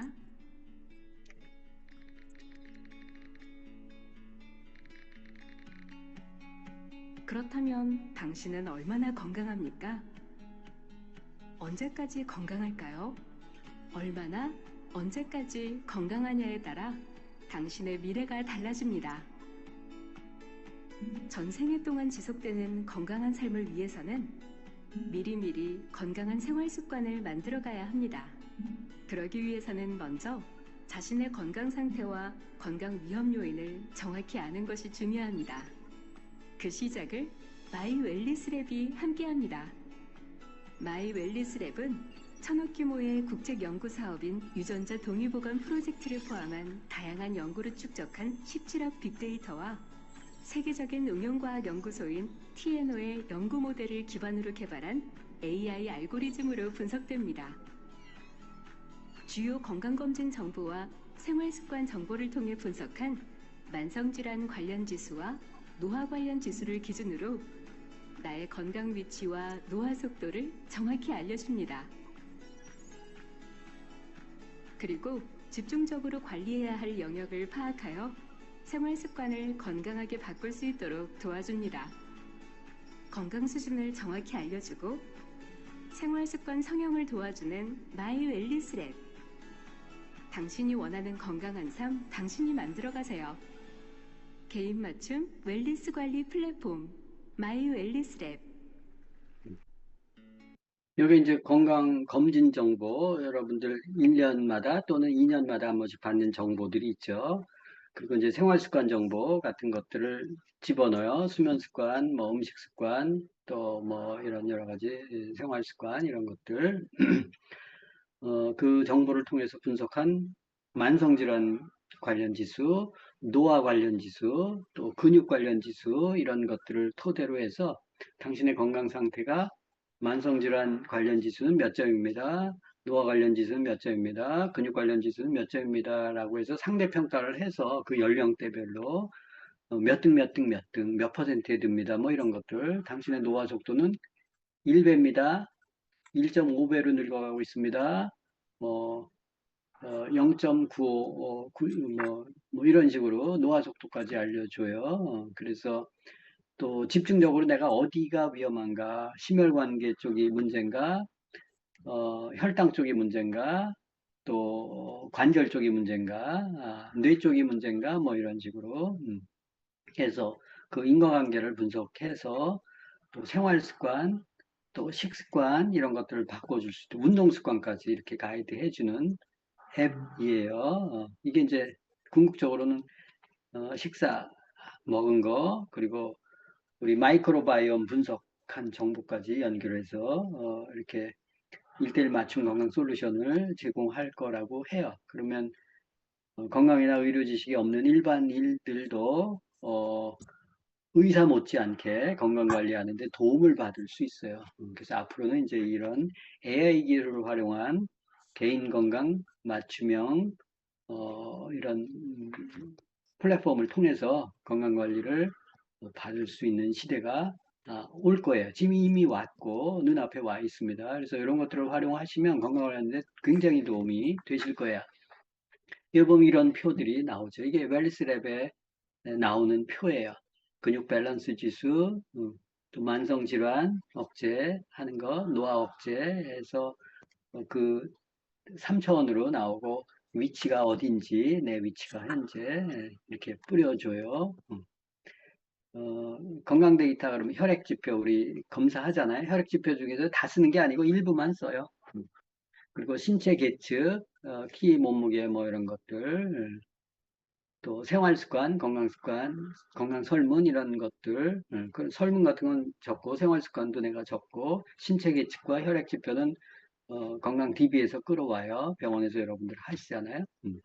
그럼 그걸 기반으로 해서 기본적으로 안에 있는 데이터베이스를 활용을 해가지고 당신의 노화 속도는 1.26배입니다.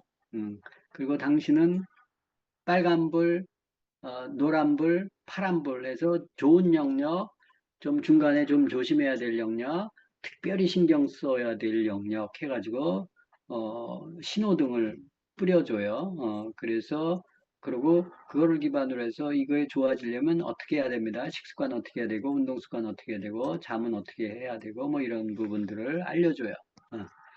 그래서 이런 형태로 하면 여기 보면 뭐 빨간불로 되어 있는 게 당신은 간이 문제입니다. 간 건강. 또 혈중 지질이 콜레스테롤 수치나 이런 지질을 개선해야 됩니다. 뱃살 빼야 됩니다. 체지방 감소. 또 근육이 약합니다. 뭐 이런 게 빨간불들이 있죠. 그리고 수면에 문제가 있습니다. 이렇게 빨간불 영역이 있죠. 노란불은 혈행 개선을 해야 되고 혈압에 신경 쓰셔야 됩니다. 라는 게 이제 노란불이고 관련되는 부분들은 그 기억력 개선에는 어떤 식품들이 좋습니다 하고 이 식품 이름을 구체적으로 하는 건 아니고 이 기억력 개선에 도움이 되는 영양소 물질들이 뭔지를 이렇게 뿌려줘요. 어떤 그 약초가 어떤 성분들이 필요한지 어떤 성분 이제 그런 것들을 뿌려주면 그거와 연계되어 있는 건강식품 같은 것들을 내가 선택해서 먹을 수 있도록 이렇게 되어 있죠. 그러니까 주먹구구식으로 지금 먹는 것보다는 훨씬 더 좀 안정적으로 신뢰할 수 있는 데이터를 기반으로 해서 이렇게 뿌려주니까 도움이 될 거예요. 그죠? 그래서 이제 여기 보면 요 관련해서 일을 하는 ABO들 같은 경우는 데이터 입력이 금방 끝나잖아요. 내가 설문만 좀 집어넣으면 되니까 데이터는 다 끌어오잖아요. 동의 누르면 핸드폰으로. 그러면 빅데이터 기반의 AI 알고리즘을 기반으로 해서 내 연령대별로 해가지고 비교해서 수치를 뽑아주죠. 그럼 개인 맞춤 리포트가 저렇게 나와요. 아까 노화 속도 또 여러 가지 점수들 근육 지수도 나오고 여러 가지. 그래서 그게 이제 PDF 파일로 한 37페이지 정도, 39페이지인가 이렇게 페이지가 나와요. 그 안에 영역들을 쭉 보면 꽤 많은 데이터들이 있어서 건강을 이렇게 내 건강 상태를 이해하는데 도움이 많이 됐어요. 이제 그걸 기반으로 해서 또 식습관, 생활습관, 운동습관 이런 부분들도 교정이 되고 영양소 같은 것들도 추천을 받을 수 있는데 일반인들이 보면 영양소 뭘 먹어야 될지 잘 모르잖아요. 그거는 이제 ABO들의 도움을 받아서 이제 할 수 있고 그리고 3개월이든 6개월이든 또 건강검진 해서 데이터를 가지고 어떻게 변화되는지를 좀 볼 수 있고 이렇게 건강관리를 할 수 있을 거예요. 이게 좀 더 발전이 되면 1대1로 완전히 내 데이터가 거기 들어가면서 훨씬 더 그 건강을 관리하는데 큰 도움이 될 거예요. 병원에서 줄 수 없는 그런 데이터들이기 때문에 저게 4,900원인가 그러죠, 그죠? 4,900원 내고 지금 앱을 이렇게 분석해 볼 수 있으니까 활용하시면 아직 못 해보신 분들은 내년 1월 6일 날 정식적으로 출시되지만 부분적으로는 지금 또 일부 개방이 되어 있으니까 일부 오픈되어 있으니까 이렇게 하면은 아마 도움 받으실 수 있을 거예요. 그런 것들 활용하시면 좋을 것 같고 이 질병 예방과 건강관리의 핵심이 결국은 피를 깨끗하게 하는 쪽에 가 있어야 되잖아요. 그죠? 자연음식과 영양소예요. 우리가 가이드를 받아도 내 몸을 회복하기 위해서는 피를 깨끗하게 하는 게 중요하죠. 그래서 개인 건강에 맞는 생활습관 교정 같은 게 필요하고 뭐 먹는 습관 물론이고 잠자는 수면 습관도 중요하죠. 좀 일찍 자고 좀 일찍 일어나는 형태로 늦게 자고 늦게 일어나는 거 말고 이 자는 시간, 일어나는 시간이 건강의 바로미터예요. 그리고 먹는 거, 그죠? 그리고 일하는 거, 운동하는 거, 뭐 이런 것들은 거의 이렇게 규칙적으로 세팅을 해놓는 게 중요하죠. 그리고 이제 음식으로 부족한 부분들, 음식도 이제 뭐 어떤 형태로 음식을 먹는 게 좋다. 일반적으로는 현미채식 가이드인데 그 체질이나 몸 상태에 따라서 약간의 변형은 좀 있을 수 있고 이제 그런 가이드들도 좀 나와요. 그리고 건강 회복에 도움이 되는 결국은 건강기능식품 같은 거, 영양제가 합성이 많기 때문에 합성은 피를 깨끗하게 한다고 볼 수가 없어요. 화학물질이기 때문에. 그래서 가끔씩 천연물의 건강기능식품을 가지고 관리하는 게 중장기적으로는 아마 도움이 되실 거예요. 근데 이제 건강기능식품은 아무거나 먹을 수는 없잖아요. 식약처에서 인증한 기능성 원료에 기반해서 만든 검증된 식품을 쓰는 게 좋아요. 그래서 건강기능식품 마크가 있는 게 그나마 안전한 거예요. 그거 없으면은 건강식품에서 하는 거는 그건 건강기능식품이 아니에요. 그냥 식품이죠. 식품을 영양제처럼 사서 먹는 게 있는데 그런 거는 그 품질 관리가 안 돼 있기 때문에 그런 거는 먹지 마세요. 입에 들어가는 건데 허접하게 만들 수도 있거든요, 진짜. 그래서 검증된 것도 뭐 좀 그럴 수 있는데 검증되지 않은 건 더 문제가 될 수 있어요. 그래서 건강기능식품인지 아닌지를 확인하시고 얘기했지만 인체는 자연 음식을 먹게 되어 있고 몸은 그 영양소로 구성이 된다. 우리가 먹은 음식이 영양소로 흡수가 되고 장에서 간에서 해독하고 피로 들어가요.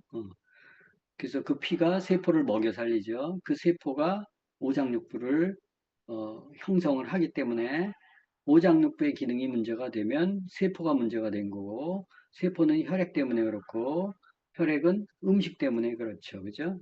그래서 몸을 고치려면 몸에 해롭게 피를 더럽게 하는 거는 먹지 말아야 돼요.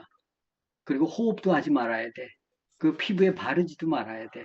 그래서 호흡도, 음식도, 그리고 피부도 이런 것들, 들어온 것들 다 막는 게 우리가 오픈 건강교육 속에서 공부하는 거 아니겠어요? 그죠? 피를 맑게 하는 요법이 뭔가 먹는 것뿐만이 아니라는 거예요. 호흡도 중요하고 또 피부에 바르는 것도 중요하죠. 그래서 우리가 화장품 공부도 하는 거 아니겠어요? 그래서 우리 몸에 해로운 것은 빼고 몸에 필요한 것들을 채워주면 건강은 당연히 회복할 수밖에 없다. 라는 거예요.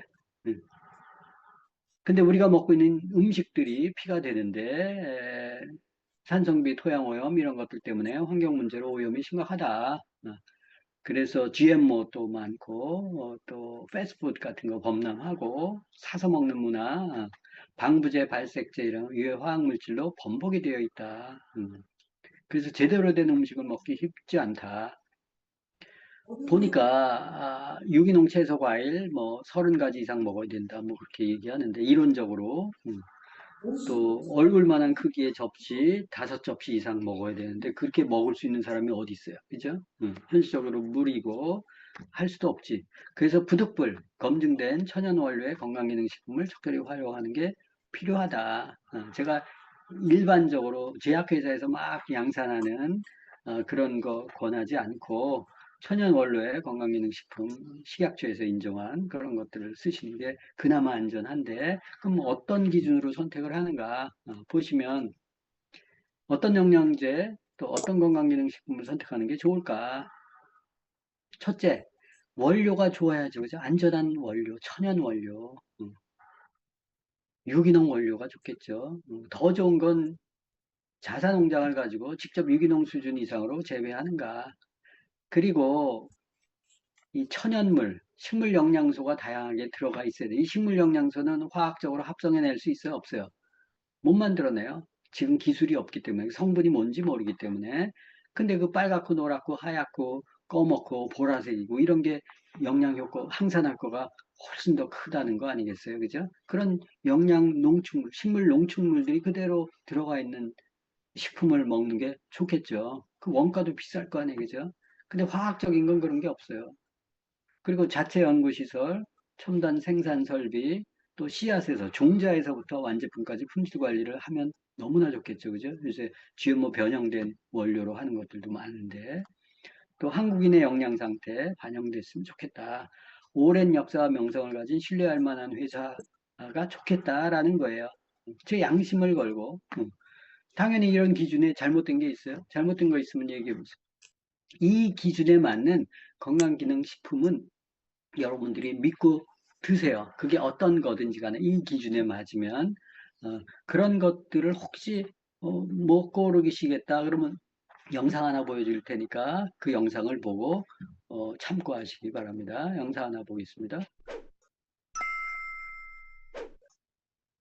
왜 굳이 비싼 돈을 들여서라도 뉴트리라이트 제품을 먹는 게 좋은지 말씀드릴게요. 우선 비타민을 먹는 이유는 무엇인가요?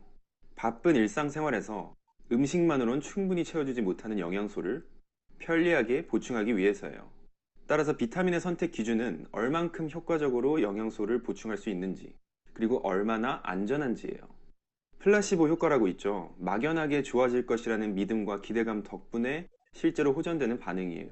하지만 뉴트리라이트의 시그니처 제품 더블X 같은 경우 DNA 손상과 활성산소를 감소시키고 항산화에 도움을 줄 수 있다는 것이 인체 적용 연구를 통해 입증됐어요. 비타민을 먹으면서도 더 이상 막연한 플라시보 효과가 아닌 과학적으로 검증된 찐 효과를 볼 수 있는 거죠. 이런 효과를 가능케 하는 뉴트리라이트만의 차별화 포인트는 단연코 식물 영양소예요. 다른 제품들과 비교하실 때는 완제품에 식물 영양소를 함유하고 있는지를 확인하시면 돼요. 7대 영양소라고도 불리는 식물 영양소는 인간의 면역력과 신체 기능에 이로운 점이 많은데요. 뉴트리라이트는 전 세계 가장 권위 있는 식물 영양소 전문가예요.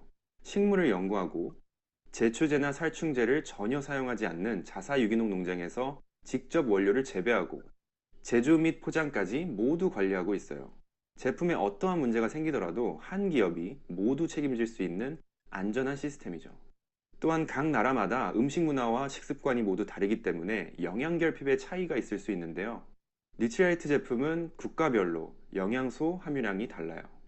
우리 한국인은 현재 어떤 영양소가 더 필요한지, 그 영양소를 어떤 식물로부터 얻는 게 최적인지, 그 식물을 전 세계 어디에서 재배하면 가장 영양가가 풍부한지, 어떻게 재배하는 게 가장 친환경적이고 지속 가능한 방법인지, 이 영양소를 섭취했을 때 흡수율을 높이기 위해 어떤 영양소가 추가로 필요한지, 자연만으로는 충족하기 어려운 비타민 함량을 어떤 합성물을 얼만큼 섞었을 때 가장 안전하고 효과적으로 맞출 수 있는지 등을 우리 대신 고민해주고 있어요. 그렇게 뉴트리라이트의 슬로건, 최고의 자연과 최고의 과학이 완성돼요. 이 모든 걸 88년째 하고 있어요. 덕분에 우리는 가장 안전한 원료로 가장 효과적인 영양소 보충을 할 수 있어요. 어차피 먹는 비타민, 우리 가족의 건강을 위해 바꿔보는 건 어떨까요? 감사합니다.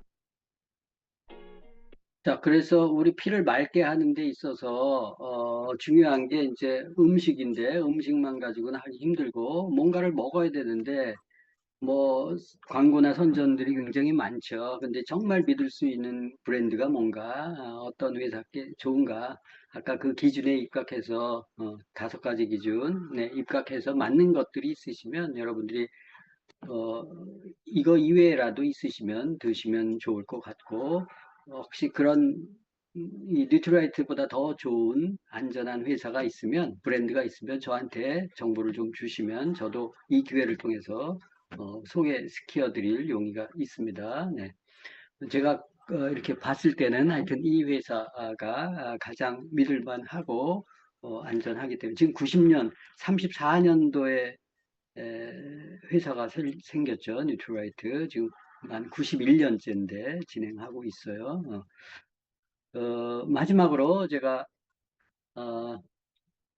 오픈강의실 그 강좌가 개설이 되어 생활리셋 5주 과정, 그래서 먼저 건강리셋 4주 과정 진행했고 후속적으로 생활 생필품 독이 있다 그랬죠. 계면활성제, 또 물, 어떤 물을 마셔야 되는가. 혈액의 상당 부분이 또 물이고, 또 공기 중요하죠. 그리고 주방용품, 또 피부에 들어오는 화장품, 뭐 이런 것들을 어떤 식으로 선택해서 쓰는 게 중요한가. 그래서 지혜로운 생활, 습관 같은 것들을 어떤 식으로, 어떤 용품들을 쓰는 게 좋은가, 건강에, 이런 부분들 좀 강의할 거고, 이게 이제 11월 21일 날 개강을 할 겁니다. 그래서 매주 금요일 날 지금처럼 진행하고 있는데, 8시부터 밤 9시 반까지 1시간 반은 강의하고 30분 정도는 Q&A를 해요. 강의, 건강과 관련해서. 그러니까 한 2시간 정도 줌으로 물론 하고, 수강료는 10만 원입니다. 근데 11월 16일, 11월 중순까지 하시면, 지금 재수강 하시는 분들이 있을 거예요. 그죠? 건강교실 지금 들으셨던 분, 건강 리셋 같은 거 들으셨던 분은 3만 원. 처음에 듣는다 그러면 5만 원 정도 해서 요 기간까지, 그 기간 뒤에는 17일부터는 10만 원 정도 하셔야 이제 들어오실 수 있어요. 그래서 요거는 네이버 카페 오픈건강교실에 이렇게 올려놨으니까 활용하시면 좋을 것 같습니다. 저는 일단 강의를 여기까지 하도록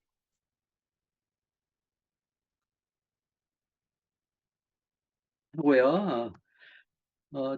질문이 혹시 있으시면 제가 또 연장선상에서 공부하시는 분들 계시니까 질문을 좀 받도록 하겠습니다. 질문하시던 요령은 제가 음소거를 참가자 스스로 음소거를 해제할 수 있도록 허용을 했기 때문에 이렇게 말로 질문하셔도 좋고, 말하기 불편하신 분들은 거기 채팅창이 있어요. 옆에 채팅이라고 가운데 밑에 있으면 채팅창 있죠. 거기에 글을 남겨주시면 제가 보고 이렇게 말씀을 드리도록 할게요. 오늘 강의한 것 중에서 또 궁금하신 거나 또 평소에 궁금하셨던 것들, 너무 어려운 거 말고 너무 깊숙한 거 말고 추가적인 정보가 없으면 대답을 이렇게 깊게 못 해드리니까 올려주시면 제가 답변하도록 하겠습니다. 네. 바쁘신 분들은 나가셔도 좋아요. 궁금하신 분들은 더 계시고 질문 올려주시면 답변하도록 하겠습니다.